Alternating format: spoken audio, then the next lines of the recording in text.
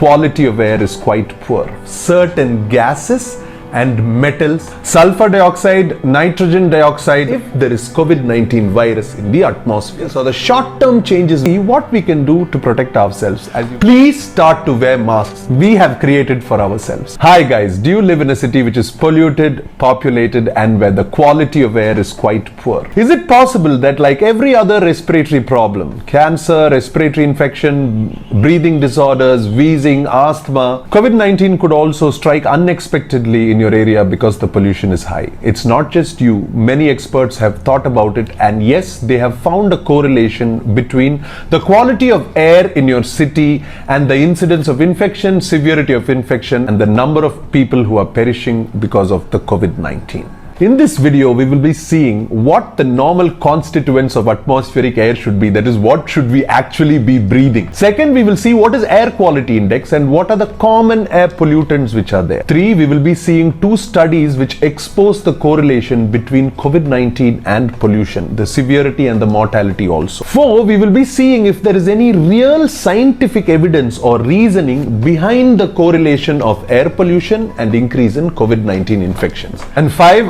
of course, at the end of the video, we will see what are the steps we can take to make ourselves a harder target. So make sure you watch this video till the end. And if you like the information you're getting, subscribe to my channel so you can get regular updates like this. Alright, so let's get straight into it. What is there in good atmospheric air? Good atmospheric air has 78% of nitrogen gas, 20 to 21% of oxygen gas, and has a few trace gases like argon, neon, helium, and also carbon dioxide. Now, when your atmospheric air or the air you are breathing just has this, then your air quality index is from 1 to 5, which is excellent to good. When pollutants increase or the concentration of certain gases and metals and particulate matter.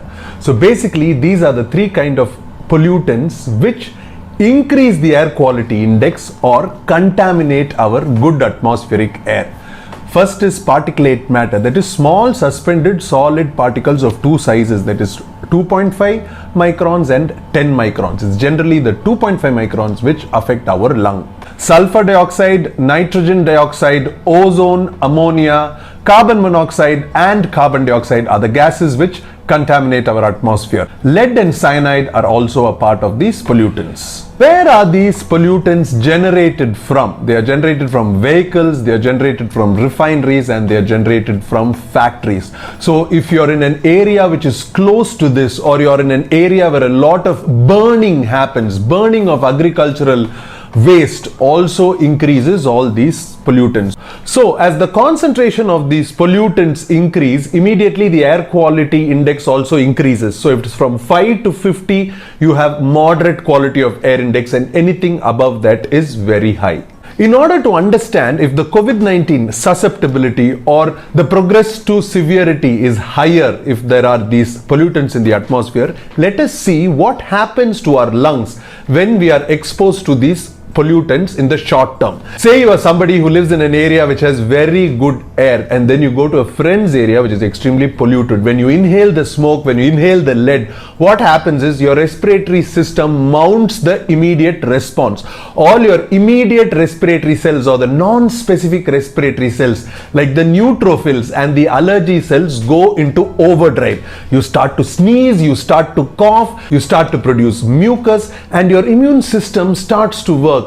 You have to understand now, when your immune cells are occupied in tackling these pollutants, if there is COVID-19 virus in the atmosphere, you know that the COVID-19 does not have to deal with the entire strength of your immune cells, even if your immune cells are good, because your immune cells are battling the pollutants which are there. Even if you live in an area which otherwise has a good atmospheric air, when you travel to an area, the acute changes or the short-term changes which happen to your lung also reduce your immunity and also make you susceptible to any viral infection actually. So it includes the COVID-19, as that's what is there in the atmosphere now. Now let us look at what happens if you're chronically exposed, or you're somebody who's living in an area which is generally polluted. What happens is chronic changes, like you have chronic wheezing, chronic irritation, chronic bronchitis, basically inflammation of different parts of your respiratory tract, and this causes changes in the lungs, like your lungs become less elastic. They cannot expand completely. It is called chronic obstructive pulmonary disease. It might lead to fibrosis, where your lung, which is elastic, hardens. And when all this happens, your lungs, your respiratory organs are definitely more susceptible to any infection or any other respiratory problem. So the COVID-19 definitely has a greater chance of infecting, and if infected, progressing to the severe form of the disease. To validate this point, a study done in the US, in New York, which is actually a very polluted city, found out that 1 unit increase of air quality index, that is air quality index, I said from 1:5 is good, from 5:50 is moderate, in that from 5 to 6, if there is 1 unit of increase, there is an 8% of increase in severity, and a proportionate number of deaths due to COVID-19 also increase. Then in Europe, they did a satellite tomographic study to find out which are the zones which have a high concentration of nitrogen dioxide, and they did it continuously for 2 weeks in March and April.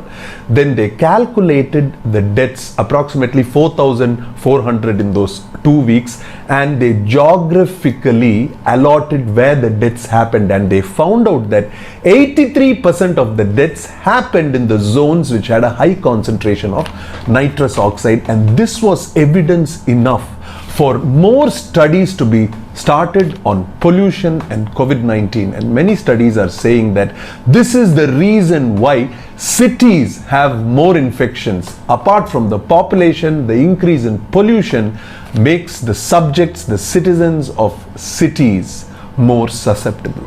Now let us see what we can do to protect ourselves. As you guys know, there is not too much we can do to change what is there in the atmosphere. The lockdown really helped in reducing pollution. But now when we have to open up, what do? The pollution is going to increase. Please start to wear masks, because masks block out the particulate matter. Masks block out lead. When that happens, your immune cells, even if the COVID-19 enters, it enters, yes? But your immune cells can focus on the COVID-19 because the masks are blocking out the other particulate matter. And this, I think, is a brilliant piece of information for us to start using masks to protect ourselves. So let us not get infected. And the other thing is, you need to start exercising your lungs.